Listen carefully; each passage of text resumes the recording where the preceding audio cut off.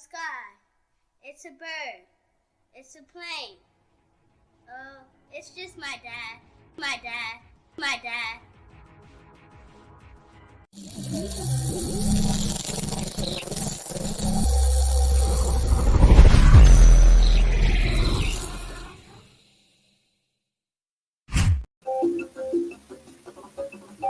Good morning, and welcome to another live episode of Daddy's Right Here Live. I'm your host, as always, Sabir Aleem. What's happening? What's going on? What's poppin'? So last week, our conversation was about self-care, and we were talking about the physical aspects of self-care. And I know it was a lot of things said about self-enhancements that people didn't agree with, but it is what it is, right? When you start making these kind of changes, upon yourself, there's some outcomes that show up years down the line. Good morning, Pole Girl. And, you have to deal with those things. But not only do you have to deal with those things, others around you have to deal with those things. So it's important that we understand that if you're not living in a vacuum, you're not living as some hermit or something like that, you're going to be around other people. You're going to be around other people, which kind of is the segue for today's discussion. Let me take the background sound down a little bit. All right.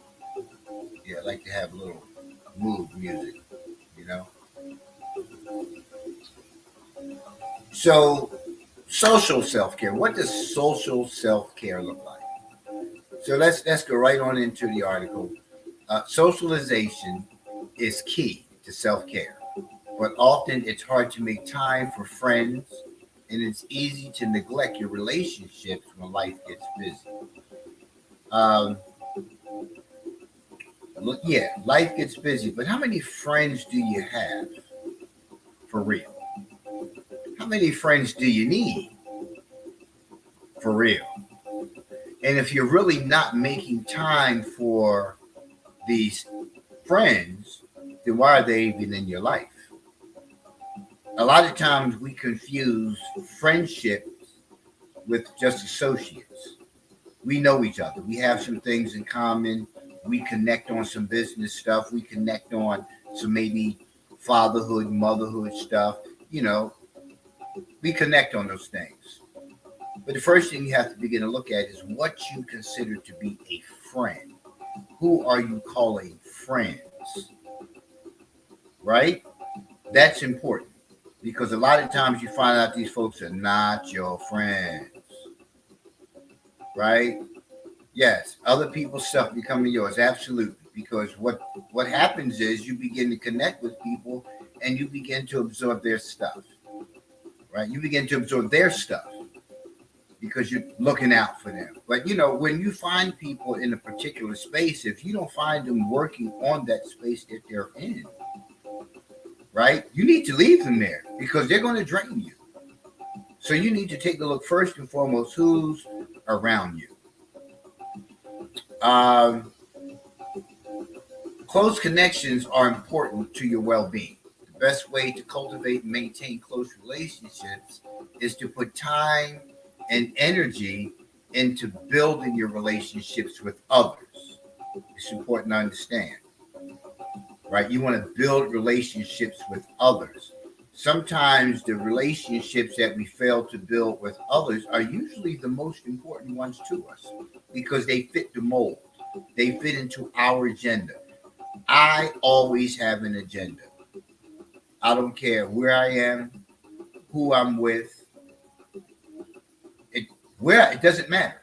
I always have an agenda. I am always looking out for numero uno because I have dreams and aspirations. I have to always be focusing on where I'm going. Even if I work for a company, it's not about the company. I represent the company in my actions. I represent the company in my duties. But first and foremost, I represent Sabir Aleem. because at the end of the day, the company represents its own interest. That's business. It's not personal. That's a reality. So I need to always be going in the direction that I'm going in. So that means whoever's around me needs to be a part of that course. And they're not always friends. They're connections for you to go in the direction you're going. If you go into my LinkedIn page, you'll see I have over 1,000 connections.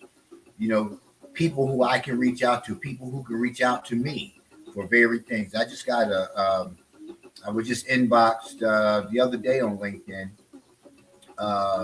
Person was inquiring about some candidates for a position in Pennsylvania. I live in Florida. I've been living in Florida for 5 years, but my resume reflects life in Philly, right? So he was asking, about anyone that I knew who may be interested in this position, who I would be willing to refer. That's what life is about. I can count how many friends I have on one hand. Always been that way. Right? Always been that way. And that's what you have to focus on. You have to focus on where you're going. And if people aren't going your way, they need to go away. And you don't have to tell them to go away. You just keep on moving. And this is what it's speaking to here about your energy, and where your energy is going. And, close connections are important to your well-being. Knowing that I have these people on LinkedIn, specifically, that I can just reach out to if I need something. That's how business works. Those are people who I can access at just inboxing. Hey, listen, I'm looking for so-and-so. I'm looking for a job. I'm relocating. You know anybody I can touch base with, right? But it's also a matter of having credibility. Credibility, right? You have to demonstrate credibility. You have to demonstrate authenticity. People don't have time to be dealing with the nonsense, the shenanigans, which many of us often bring. So we have to begin to look at who's around us first and foremost. You need to start weeding out some people. And not just, blocking them on social media, just connecting their fun. You don't need to do any of that. You can just move on. Just move on. Just keep it moving. When we see each other, we do. We don't. And, that's just going to be the end of it. Right? But you have to start looking at who it is that you have around you. Back to the article. There isn't a certain number of hours you should devote to your friends or work on your relationships. Everyone has slightly different social needs. The key is to figure out what your social needs are and to build enough time in your schedule to create an optimal social life. So, for me, this is a social life. This is what I'm creating for me, for my need. This is my way of giving back to others. This is social. Although I'm sitting here, in front of cameras and I'm doing this, it's social. So when you start looking at you being on Facebook, you start looking at you being on Instagram and all these other platforms, what are you doing there? What need is being satisfied with you being there? I can tell you when you flip through the varied platforms, there's a lot that you see and learn about humanity overall and the direction we are as people, right? I can tell you looking at TikTok, there's TikTok is depressing. It really is. It's depressing. It is like you look at TikTok and you see all these women, especially, on there shaking the behinds, bending over, doing all these dances and stuff. And then when you see them on the live, they're sitting there like this. Hey, what's up, Joe? Girl, I ain't got no time for this. And I mean, this is not just teens. There are 40, 50, 60-year-old women on there right? Who are it's just like it looks just so depressing. And the same, for the males, like shaking your ding-a-ling and flexing and all that stuff. It's like we're if you look at that platform alone, it just shows how antisocial people are. Because you can't tell me that that's your desired course of living. You can't possibly convince me that this is what makes you thrive. This is purposeful living. Just shaking your behind, just sitting there having conversations with people you don't know without any kind of purpose. What purpose is that? And it's in the feeds all day, all night. After 7 o'clock, it gets even deeper. What people do, all in the name of socialization. Is that socialization? Is that how you really living? Is that who you really are? I go on Facebook and I thumb through the feeds and I look at a lot of things that are personal that people don't need to know. Not on these platforms, right? So for me, that's an indicator that you don't have people in your life who are goal oriented, who are in alignment with your goals and your needs and where it is you're going, your purpose, all those things. It's like you're fitting into their scheme of things. You have to be careful.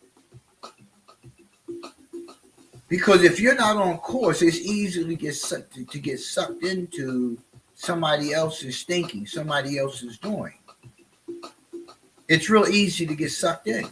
It's real easy to see somebody and admire somebody and be influenced by what it is that they're saying and doing. And next thing you know, you're regurgitating their life in your own actions, in your own statements. You have become their mini-me. I've seen it. You begin to emulate everything about their character, and you alter your own character, right? Because you have your own predetermined character from birth, from conception. Your character is already there. You have to have people around you who are building your character, not you becoming their clones. And I see a lot of people do that. I hear a lot of people when they're talking, when they're speaking. I see, different people who are on very media platforms, people's talk shows and things like that. And I've seen them from years ago where they started out, humble. They had a whole different flow. And then as they became more and more popularized by followers, right? These are just people who are similar in thinking. They begin to change their own platform. They begin to speak differently. They begin to have a different approach. If you go all the way back to my very first video, I think it was 2007. Go all the way back. You will see I've been consistent from the door. I'm not going to alter who I am for the benefit of somebody else. I'm not going to do that. I'm not going to do that. I'm not going to change my show's platform to become ratchet, to have, these dialogues about racism. I have done shows and I will do shows regarding race, but the focus is always going to be on us as a people being better today than we were before, to stop all this murderous action that happens in the street, to stop all of this violence, to stop being disrespectful to our women, to stop being disrespectful to our own brothers, to stop just taking anything, to stop using excuses. So those are the people that I gravitate towards in conversation and dialogue. And they're not friends. They're just people along the way. And that's what you have to begin to look at. Friends will tie you down. They will tie you down. They will tire you out. And their true form will show up eventually. You'll see how they really feel in particular circumstances. You'll be like, wow, really? If you sitting with a person and they're gossipers, right? You think they ain't talking about you? That's what they do. What makes you so special that you're off the list? But you see how two-faced they are when y'all go out. You're all together, everybody key. The very person or persons that they were talking about to you, they all up in their face, laughing and joking and key. That's why I don't deal with folks. I don't have time for that. I don't have time for those shenanigans. I don't do any of those things. I don't. You know, I got some dudes who I connect with. We holler at each other, you know, periodically, just checking in, brother. Love you, brother. You know, and that's the size of it. That's the size of it. It's just not necessary for me to be on the phone talking to somebody every single day. What are we talking about? Are we talking about the stock market? Are we talking about grants? What are we talking about? We just idle chit chat? That's dangerous. That's dangerous. Idle chit chat is the devil's workshop. Haven't you heard that before?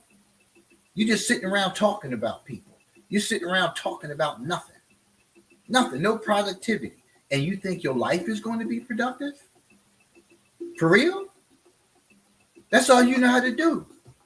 Is have idle chit chat. You can't have a real conversation. So you won't find yourself around people who are where you want to go because you have convinced yourself that this is how we conversate.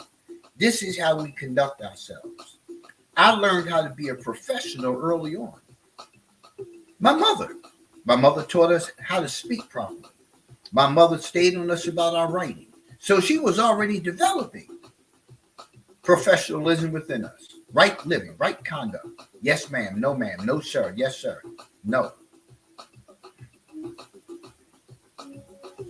She was already conditioning us without us even knowing it. We were already that she taught me early on is very relevant to my hopes, dreams, aspirations, and goals today. So it's the same thing from your parents, right? Your parents are not your friends. People say, oh, my mother's my best friend. She's either your mother or she's your best friend. You can't be both. I don't care what nobody says. You can't be both. A parent is a parent. My mother is my mother. My father is my father. They will always be those roles. They will not be my best friends. And if I'm considering them to be my best friends, then I need to learn how to establish some boundaries.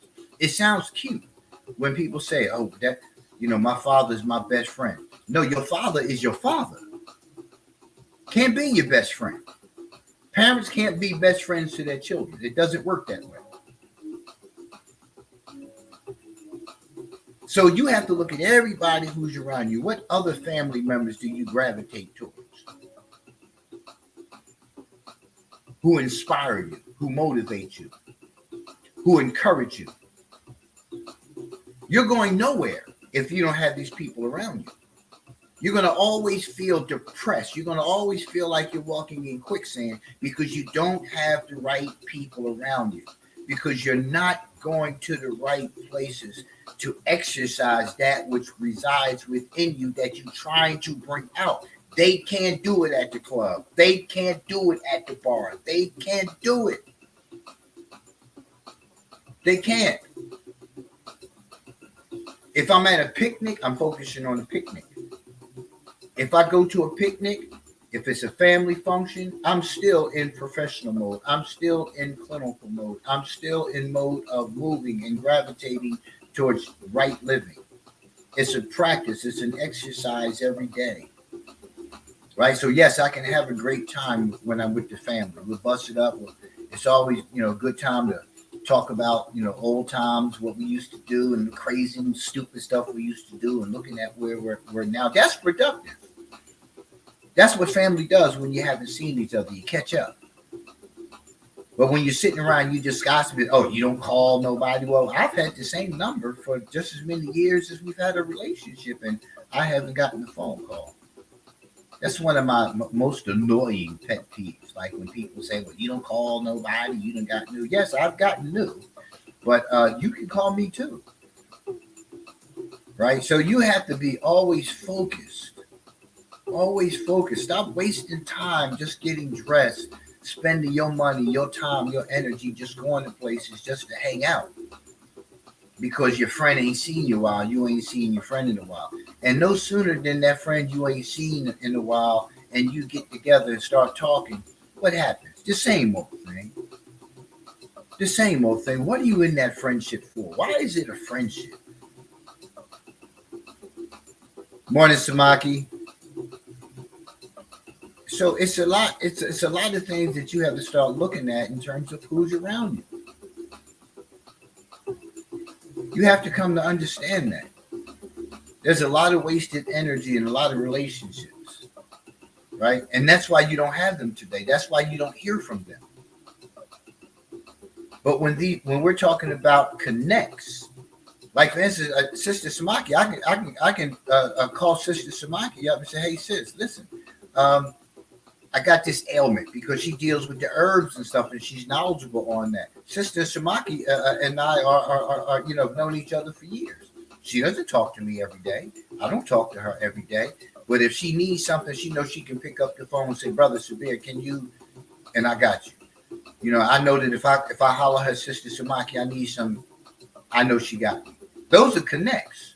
Though she's one of those people who was on that path, who was on that course of right living, a valuable relationship, right?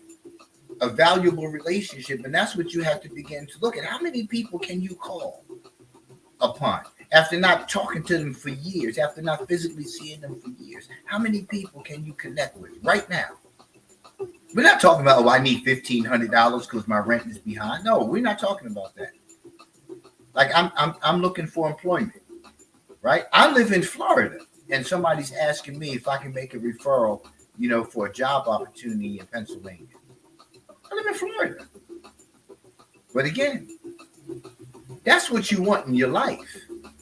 You have all these friends and, and they want money and they want to talk about you. They want to get mad because you haven't did this. They want to get upset because you can't make their wedding. And all this.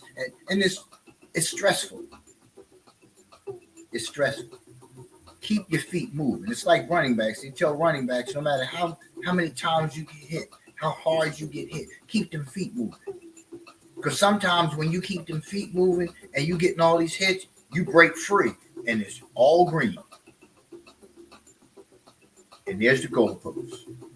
Right? So that's what socialization is about. We come up as children and we have these little people, who we have fun with, and we call them our friends. We begin to internalize friends, right? And begin to believe that friend is somebody I sit down and play with. That's my friend. Not looking at and not having the understanding, and this is something that you have in common with this other person. Relationships should be based on commonality, right? And we all have something in common. No matter how different lives you think we live, there's something we all have in common. So me and Joe, we like to play in the dirt. We like to make mud pies, right? So that's my mud pie making buddy, right? That's not my friend. We deviate from the true definition of the word, and we interpret it the way we are conditioned to interpret it based on who's around us. But I'm giving you another interpretation from a wiser perspective, right? Based on what? My experiences with calling people friends. If you make a circle, put yourself in the middle of the circle. Put your name in the middle of the circle. Just put me. Put the type of music you listen to, right? Make 3 artists, 3 of your favorite artists, and put them on this side, right? Because you're going around. Then you look at, if you read books, who's your favorite author, right? Who's your favorite family member, right? Put the things around you in a circle, cluster them in a circle, and then go back to each one of those areas and clarify why you gravitate towards this artist, this author, this family member, so and so. It's an exercise that I do with guys a lot of times because, they listen to certain music and they say they're going in different direction, of living.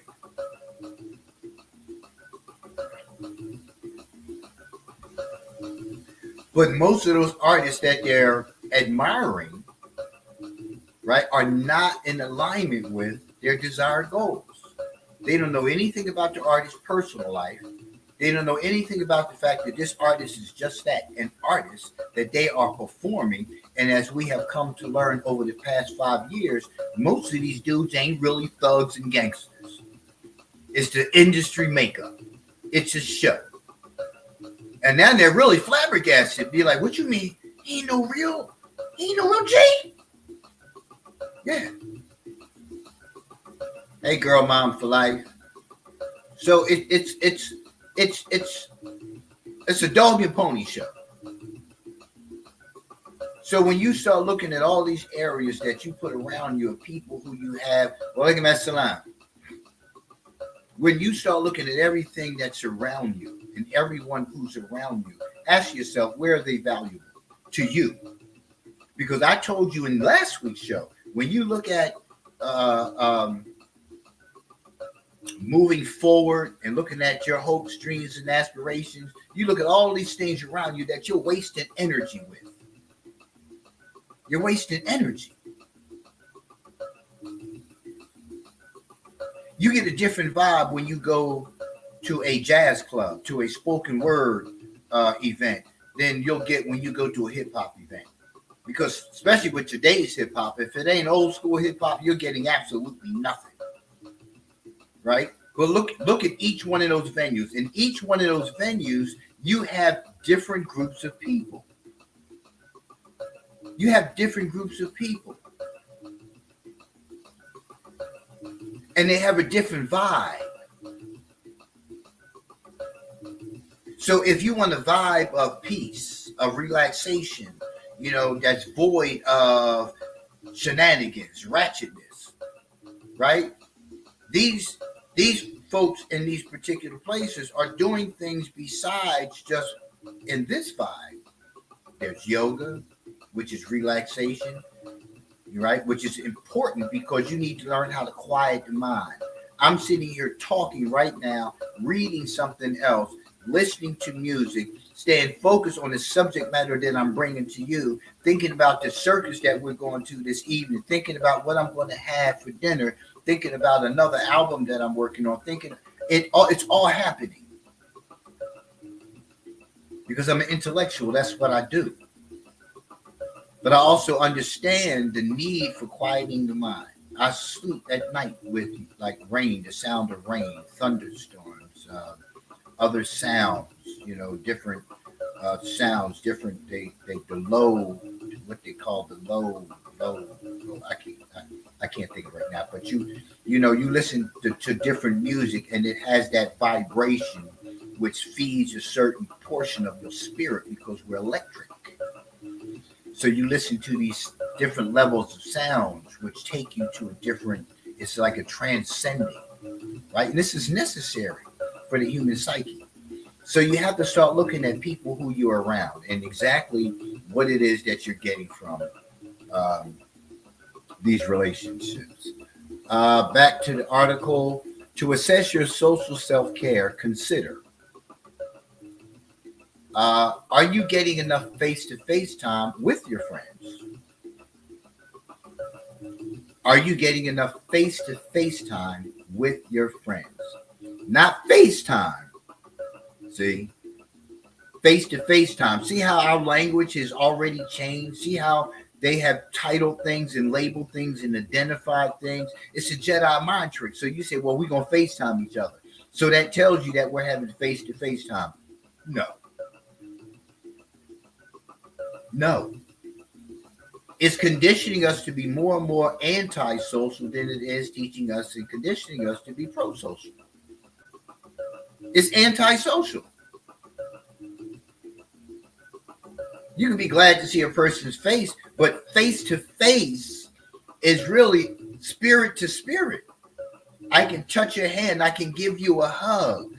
Because while I'm watching you on this electronic device on FaceTime, I'm missing you if you're my friend. And even if it's just an associate, if it's somebody who you value in any capacity, FaceTime is not going to do anything but say, hey, yo, we need to get together, because that's how the conversation ends, doesn't it? Yo, we really need to hook up. We really need to get together and do lunch or something like that. You understand this. See, you understand this innately. Society has conditioned us to not be socialized. That's why AI is so dangerous, and people are not understanding this. You're not understanding this because it's always about productivity. It's not about passion. It's not about love. It's not about empathy. It's not about any of that. It's about getting the task done. So we have moved into being a task-focused, task-oriented society. That's what has happened. And we don't see it coming. They won't need human beings for anything. So if they, being the ones who use us as their producers, because that's what we do, we're only producers. Yeah. So they've taken our true purpose. Yes. What was our true purpose? What is our true purpose? Right? To produce, to reproduce. And they've used that theory in business. We're producers. Think about it. And as blacks, we're producers of financial gains for those who use us to produce. $3 trillion, somewhere around that number, black spending every year. Every year, $3 trillion is what we spend. How much do we make? How much do we earn? Think about it. How much do we earn? And how much do they earn off of us? With all that we're spending $3 trillion. We're working for the rest of our lives because they keep raising the age. But you can never stop working because you always have debt. Your debt dies when you die. Then it gets passed on to somebody else. So they think. Somebody else ain't paying it, but that's what ultimately happens. That's what ultimately happens. So you have to start looking at yourself. And why do you have these people around you? Yeah. So face-to-face time is more about the human connect, and so there's two parts of the connection. There's the human connection, and then there's the spiritual connection. The human connection is more in alignment with life's experiences, unresolved trauma, right? A familiarity of a person, right? It's necessary. Seeing them kind of keeps you grounded, keeps you on track, keeps you balanced. Like when I talk to my Uncle Frank, I don't talk to my Uncle Frank often. My Uncle Frank was pretty much my father coming up as a child. And I talk to him, every so often, pick up the phone. Hey, Frank is like 84. But when I talk to him, like I'm always glad to hear from him. He's always glad to hear from me. Yeah. I tell him I love him. Yeah. He tells me he loves me, and he's always so glad to hear from me. And I've always maintained some level of contact. And this is, so it's my Uncle Frank, it's my Uncle John, and my Uncle Ray are ones who I stay connected to. And I stay connected to them because of the relationships that we've had throughout the years of my life. There were different points in my life where they appeared for a variety of reasons. I went to live with my Uncle Frank for some years as a child. Then family members gave moms a break from the kids. Let them come stay with me. They can come stay with me for a while. So Uncle Frank and his wife, my Aunt Deanne, were ones who took me in a couple of times for a couple of years throughout the period of my life. And pretty much Frank is the one who taught me just about everything I know. I can almost build a house by all the knowledge that he gave me. I was exterminating it like 9 or 10 years old. He taught me how to pump the thing, how to mix the chemicals, how not to spray people's furniture and spray the curtains, how to spray the baseboards and all that, how to cut grass, how to run a lawnmower. Yeah. So my work ethic started real early. And it started before that because my mother had us, cooking certain foods that were safe, ironing our own clothes.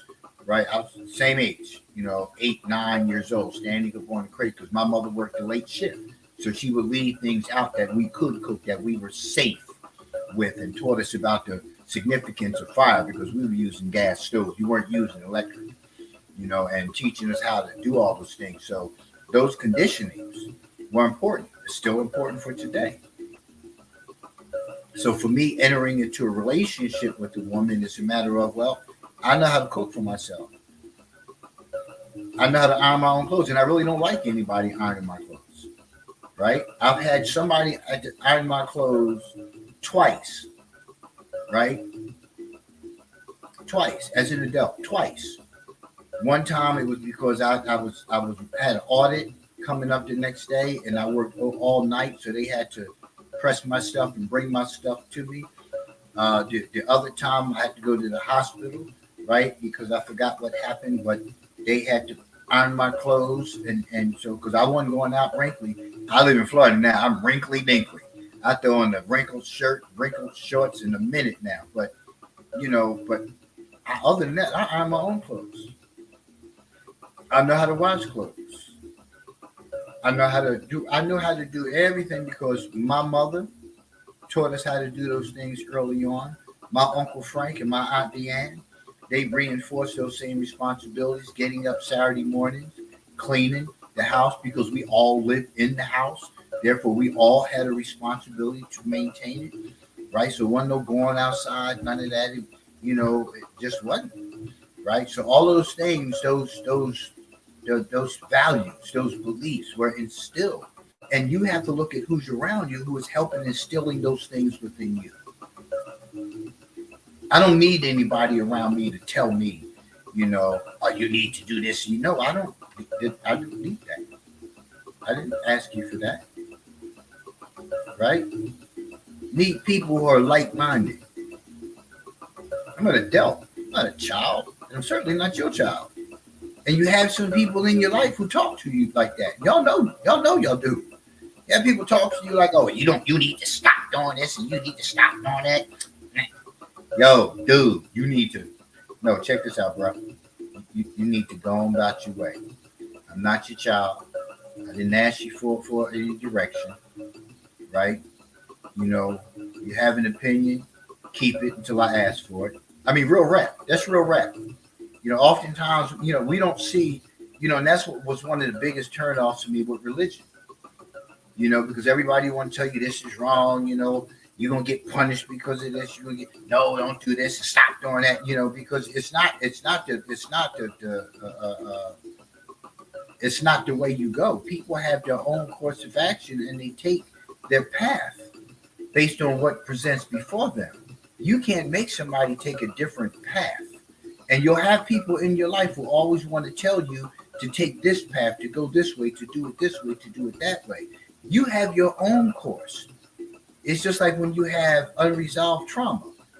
When you have things that are going on with you, people can't tell you when to work on it. You can only work on what presents itself. When you try to work on things and address things and, stay on this course that you're on and you got all these people, get them away from you. I'm telling you. They'll make your spirit in such disarray. They'll exacerbate the trauma, the unresolved trauma that you have within you because of that. And that's all people are actually doing. This is a matter of, let me take my course. If you love me, pray for me. That's all.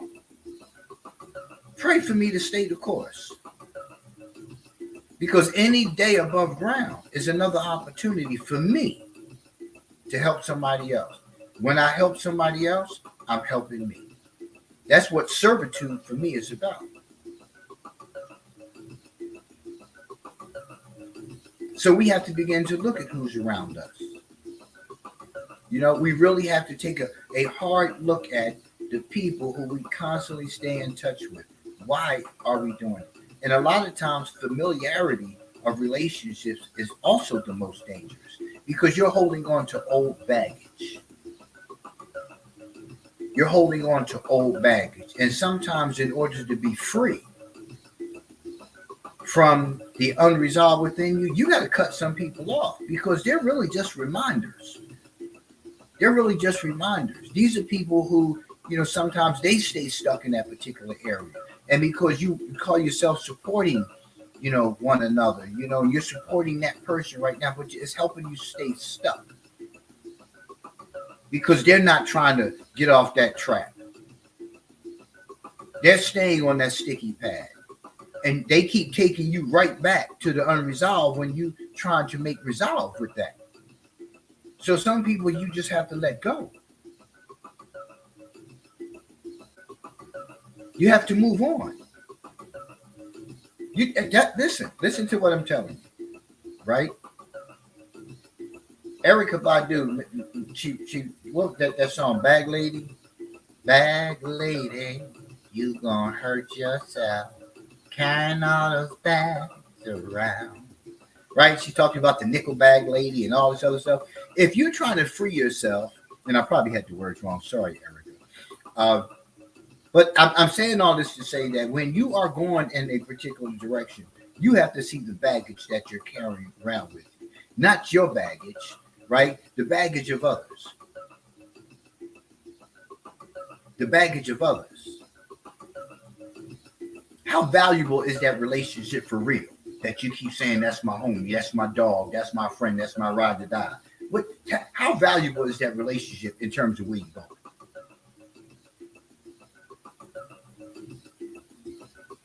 I don't have those kind of relationships, man. I don't have those kind of relationships. I keep it moving.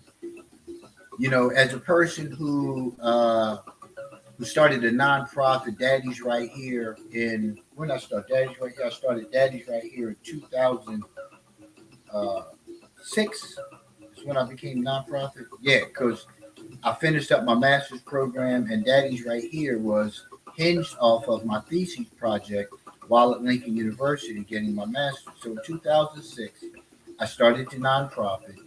And from 2006 to about 2012, I gave regularly scheduled events.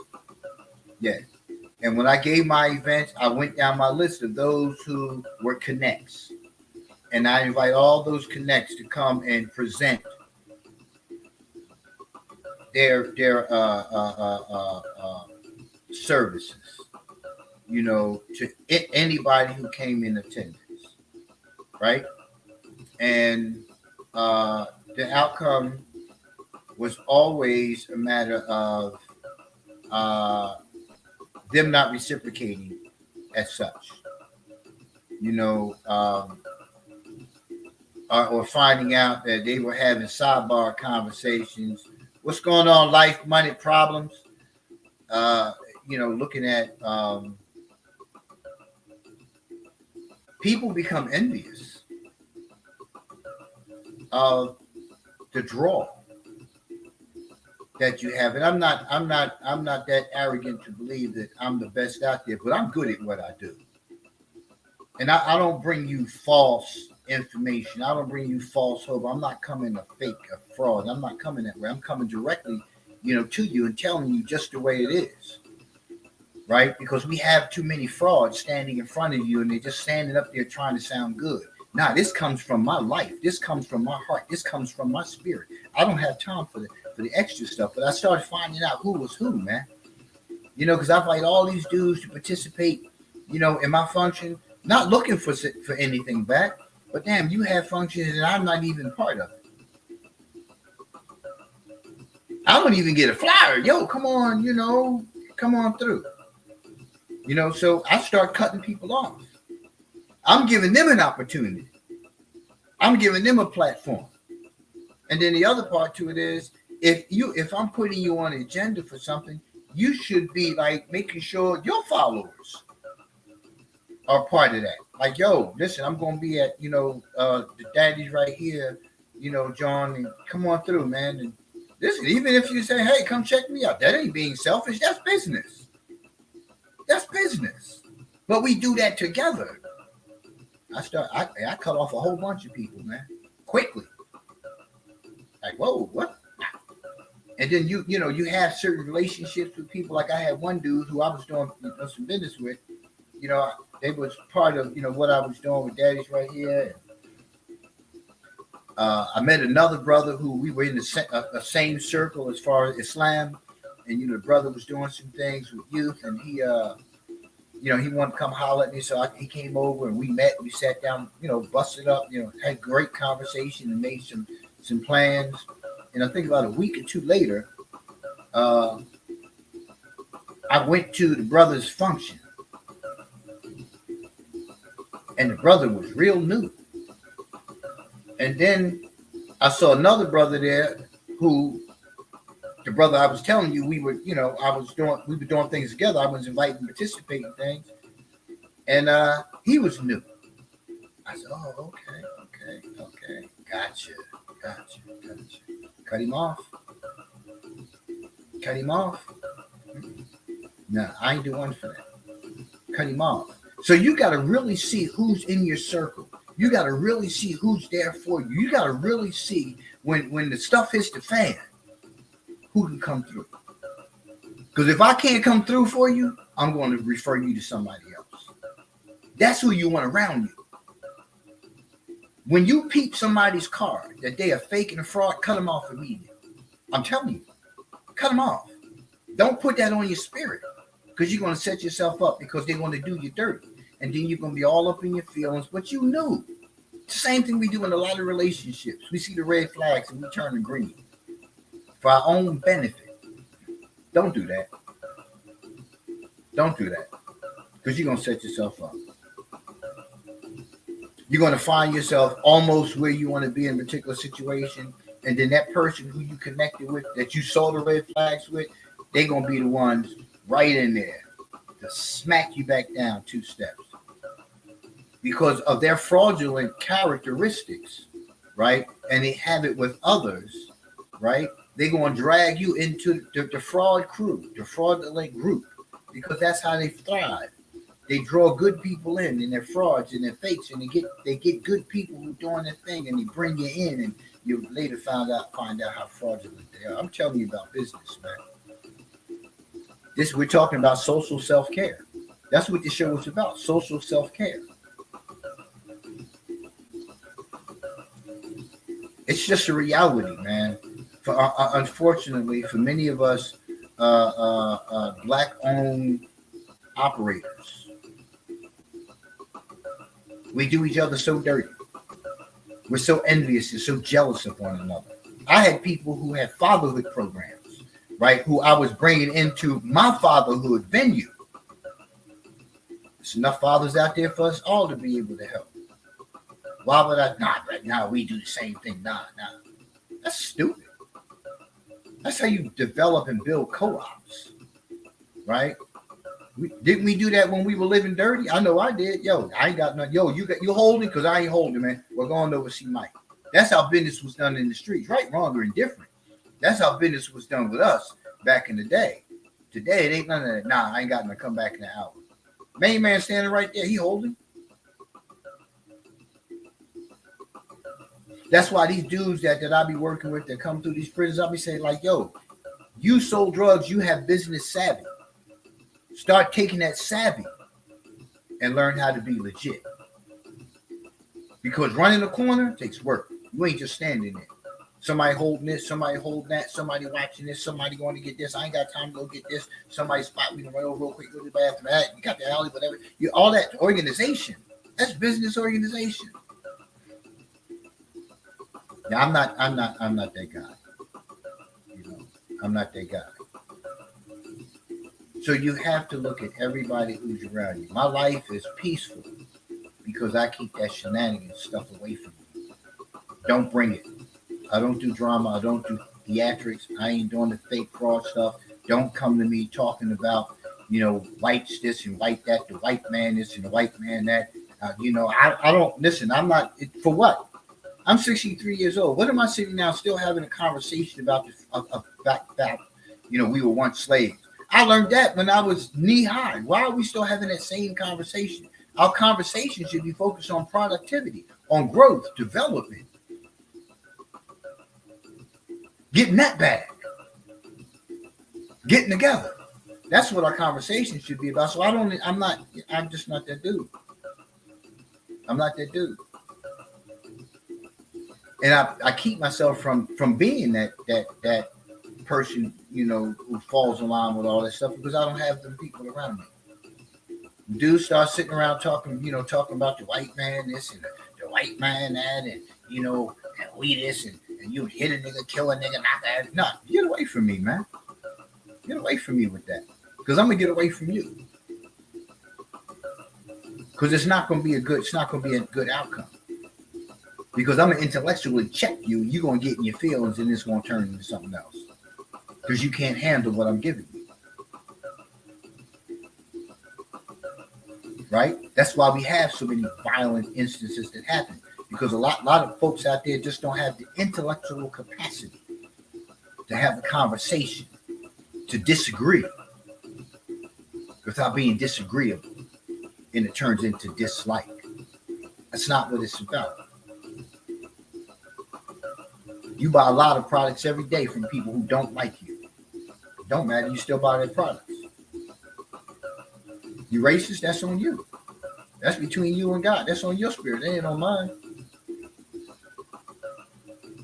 You have to watch the conversations you sitting around. Because they're going to keep you from your goals. They're going to keep you from your goals. That's what propaganda does. It keeps you from heading in the direction you need to go in.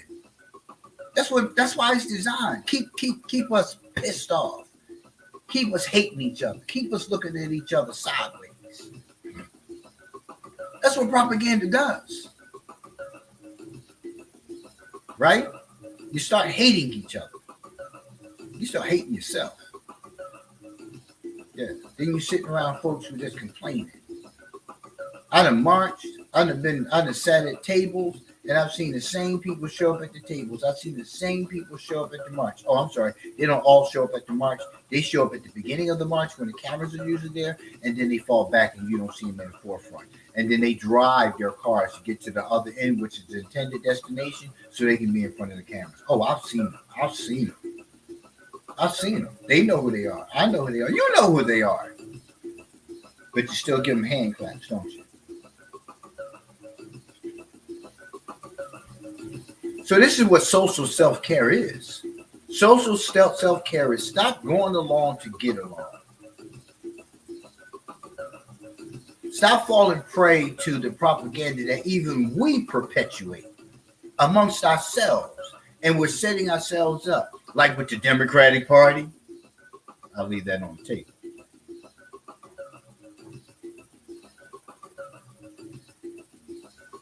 Stop.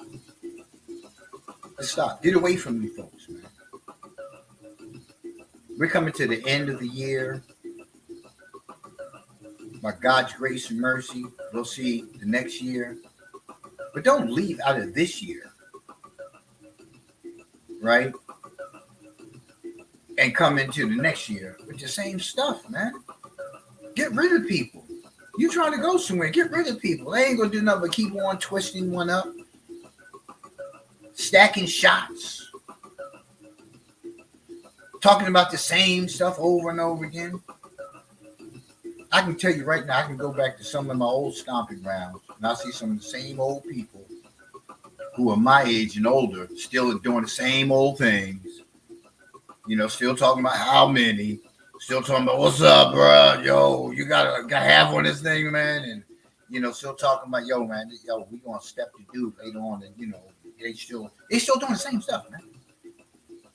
Yeah, I used to be part of their life. But even when I was part of their life, I wasn't part of that life.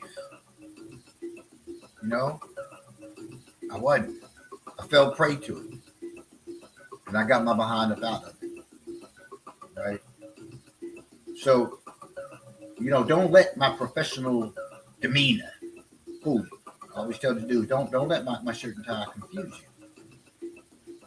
But we're all capable. So stop trying to be a tough guy. Tough guy is the one who gets up 5 o'clock in the morning, gets yourself some breakfast, gets yourself showered, shaved, and dressed, and hit that street and going out to work, a 9 to 5, not hitting the block. Go do that 9 to 5. Come on home to your family. Do that 5 days a week, and let me know how that's working for you.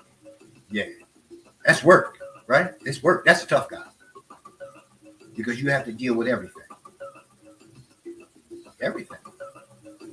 That's what a tough guy is. Anybody's capable of picking up a weapon and bringing harm to somebody. Anybody's capable of just snapping, grabbing somebody by the throat and dragging them through the street. Anybody's capable. You don't need to hang around a bunch of people, right, to incite and induce it every day around you. So, that way you find yourself in prison, right? That's just dumb, right? Get away from them people. Right? I always talk to these dudes who locked in the gangs. Walk away. Walk away. Whatever the consequence is going to be. Walk away. Deal with the consequence. Because the end result is death or life in prison. I'd rather be free and deal with you when you come at me because of the decisions I made than me to be dealing with this nonsense every day, having to show up, ride out, do this all hoorah stuff because that's what I linked myself into then, and I don't want to do it. We're talking about social self-care. This is part of change. Wherever you want to go, you can go. But you can't go with some of these folks who you got. Everybody can't go with you, man. Everybody can't go. So that's what you have to begin to look at. Everybody can't go. And you don't want everybody to go. You don't want everybody to go. It just ain't a pretty thing with everybody going. So, that's just what you have to begin to internalize in these relationships. Hey, listen, we at the hour, and as always, I appreciate all of you for continuing to follow. I appreciate all the new followers. Make sure you check out, my music on your favorite streaming platform. You can find me on Spotify, Deezer, iHeartRadio, Amazon. Got my own flavor, my own mix. I like the 70s, 80s, 90s hip hop flavor, jazz, some jazz fusion, some stuff in there like that. But it's a different message as well, right? So it's always like, thank you guys for tuning in. I am your host, as always, Sabir Aline. Peace.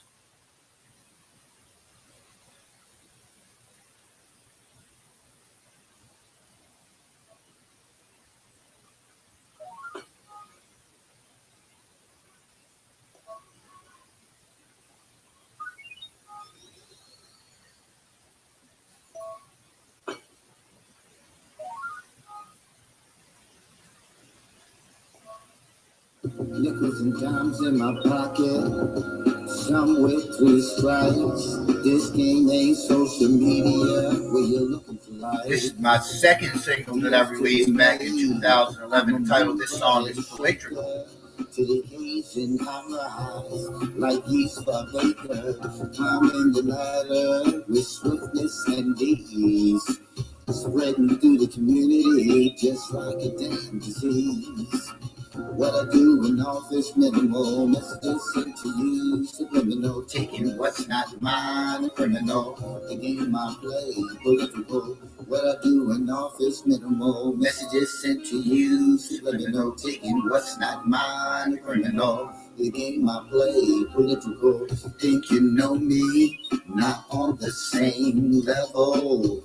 I'm a real gangster, running with the devil. Only see me in person when it's time for the race. I know none of your needs, a damn disgrace. An elected official, liquor chaser, character superficial, constituent defacer. Knock on your door when I need your vote. A coattail rider, track record just a joke. What I do in office, minimal messages sent to you, subliminal, taking what's not mine, criminal, the game I play, political. What I do in office, minimal messages sent to you, subliminal, taking what's not mine, criminal, the game I play, political. Once in office, promises broken, misled you with confidence, made you a token. Some of us are real, many are just flakes. We're members of a party with no shakes. Think you represent it from the hall to the house. When it's time to speak up for you, quiet as a mouse. I have my own agenda, little do you know. Once getting into office, I just go with the flow. What I do in office, minimal messages sent to you, subliminal, taking what's not mine, criminal, the game I play, political. What I do in office, minimal messages sent to you, subliminal, taking what's not mine, criminal, the game I play, political. You thought I'd make a difference, gave me your trust, like semen in a condom, no love, just us. You want to see change, so do I. But my allegiance is to the party, so to you I lie. I understand the system, I know you don't. Leaving the party, I know you won't. Invited to the party, you're having no fun. Aiding and abetting, thinking I'm gonna be the one. What I do in office, minimal messages sent to you, subliminal, taking what's not mine, criminal, the game I play, political. What I do in office, minimal messages sent to you, subliminal, taking what's not mine, criminal, the game I play, political. What I do in office, minimal messages sent to you, subliminal, taking what's not mine, criminal, the game I play, political. What I do Once again, thank you for tuning in to Daddy's Radio Live. I'm your host, as always, Shabir Ali. Y'all have a great weekend. Peace.